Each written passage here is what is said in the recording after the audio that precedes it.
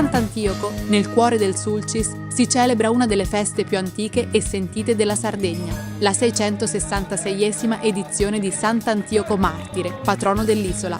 Ogni anno, nella prima settimana di maggio, la comunità si raccoglie in un evento che unisce fede, tradizione e spirito popolare. Le immagini che seguono si riferiscono al 5 maggio. Per raccontare questa giornata abbiamo scelto un linguaggio visivo diverso dal consueto, un montaggio che rompe con il conformismo, accompagnato da una colonna sonora non tradizionale, ma profondamente coerente con il tema. Tradizione e innovazione che si incontrano.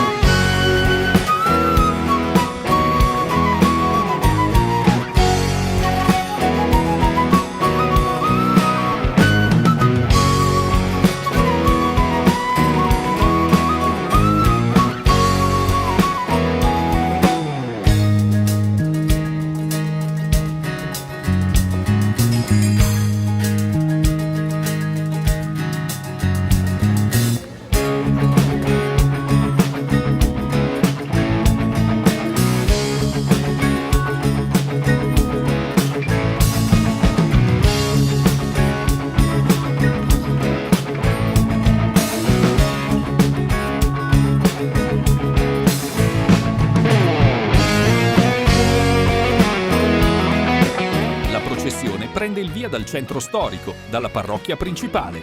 In testa al corteo le Traccas, i caratteristici carri addobbati e trainati dai buoi, aprono la sfilata. Subito dopo un gruppo di cavalieri e amazzoni dà il via a un lungo e colorato corteo. Seguono autorità religiose, gruppi folcloristici in abiti tipici, fedeli da tutta l'isola e gran parte dei sindaci del territorio. È una festa che va oltre la celebrazione religiosa, è identità, memoria condivisa, orgoglio culturale. Un evento capace ogni anno di richiamare una moltitudine di fedeli, visitatori e turisti, attratti dal fascino autentico di un rito che si rinnova nel tempo.